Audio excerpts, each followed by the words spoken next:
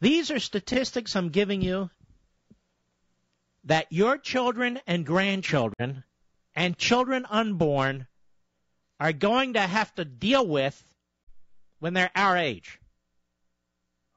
And you young people in the audience, you should be furious because we are denying you the same liberty, the same opportunity that our parents gave to us. We are going to enslave you to the state financially and legally in ways you cannot possibly imagine right now. Now, I want you to listen to this.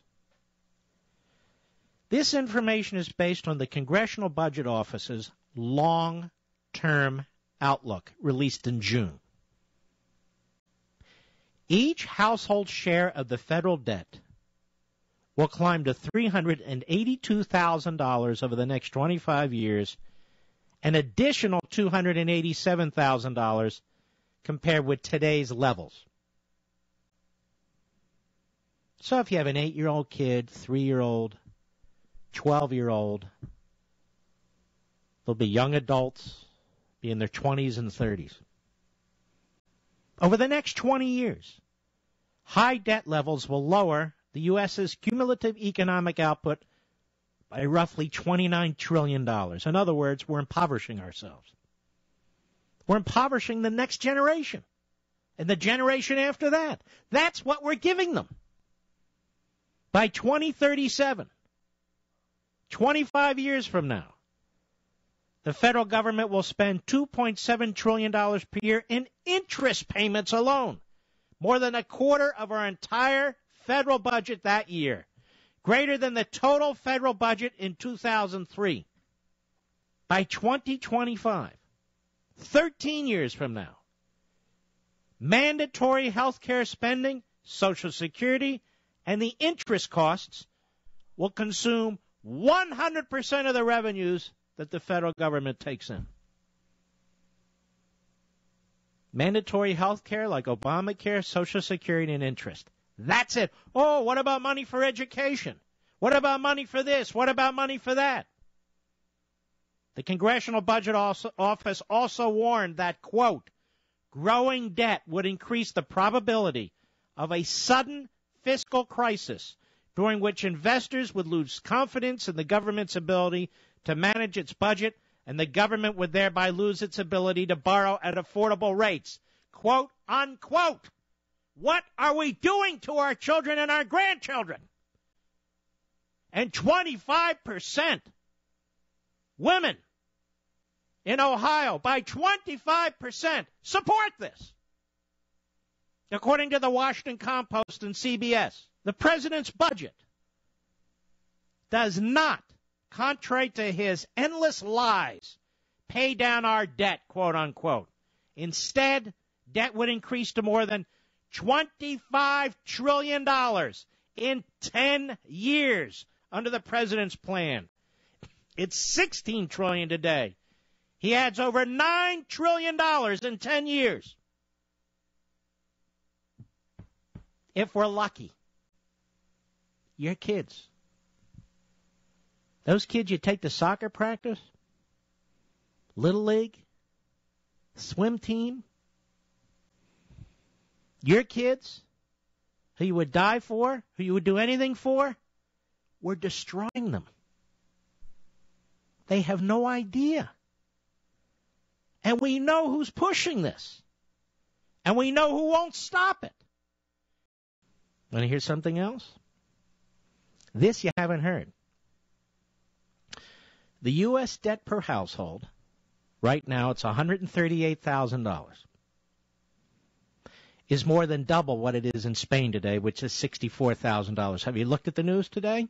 I know it's hard, but every now and then, did you take a peek? They're rioting in Spain. Just like they were rioting in Greece. Just like they were rioting in Portugal. Just like they were rioting in Great Britain. Just like they're going to riot here if we don't put an end to this as soon as possible. Over just the next 5 years, U.S. debt per household is on course to jump another $40,000 in 5 years to $176,000, while Spain's is on course to increase by $20,000 to $84,000. Do you have $176,000? You better start saving. That doesn't even include off-budget items like entitlements. Doesn't even include that, which is into the tens of trillions of dollars and will never be paid back. If your husband were doing this to your children, what would you think? If your neighbor were doing this to your children, what would you think? If your baseball, soccer coach, swim coach were doing this to your children, what would you think? You'd be disgusted. You'd fight it. You'd protect your children. Well, all I can say is wake the hell up. Because your children are being threatened by the greatest political child abuser in modern American history. Mark Levin. In my view, it's not just bad economics, it's immoral for us to pass these burdens on to coming generations. So what do I do? Well, first you've got to end the deficit and then start accumulating, if you will, reserves and growing. That's what we did. Well, most states figure out how to do this. They balance their budget. And in my state, I came in, we had about a $3 billion budget gap. We balanced the budget, then we began building a rainy day fund. It was over $2 billion when I left. That's how you do it. So what do we do here? I have three things I do. To one, get rid of the deficit. And then let me tell you how we're also going to go on to start pulling down the debt. Three approaches. Number one, we're going to get rid of programs we don't need. My test is this. I look at every program and say, is this so critical as a program it's worth borrowing money from China to pay for it? And on that basis, we're going to get rid of some programs like Obamacare and some others. Number two, we're going to take a lot of programs and send them back to the states where they can be run more efficiently and with less fraud and abuse. And number three, we're going to skinny down the size of the federal workforce that remains with attrition to make sure it's more productive. And so when Democrats say, oh, just raise taxes, what they don't understand is that raising taxes slows down growth. And it's like a dog chasing its tail. You're never going to get to the balanced budget by raising taxes. You have to encourage growth. That's why our policies are focused on, one, bringing down spending, and two, encouraging growth. That's why we champion small business. That's why we champion our energy resources. We want to grow this economy and cut federal spending. You do those two things, we get to a balanced budget, and ultimately, we get rid of this debt. Thank you so much. Thanks, Paul. Now, this guy, I want to hear what he has to say on this topic. I mean, he's been working on this for the last 14 years. I can't really top that. That is the magic secret. Pro-growth economics to get people back to work. Going from collecting an unemployment check to creating and building businesses to having a paycheck. That brings in more revenues through economic growth. Cut spending, reform government programs so that they are paid for. The problem is we've had decades of politicians from both political parties making lots of empty promises to voters to get reelected. And what will happen if we have a debt crisis is those empty promises become broken promises with painful consequences unless we act. Turn on your TV when you get home. Look at Europe. That's what happened. They made all these empty promises. They got a debt crisis. Now they're in recession.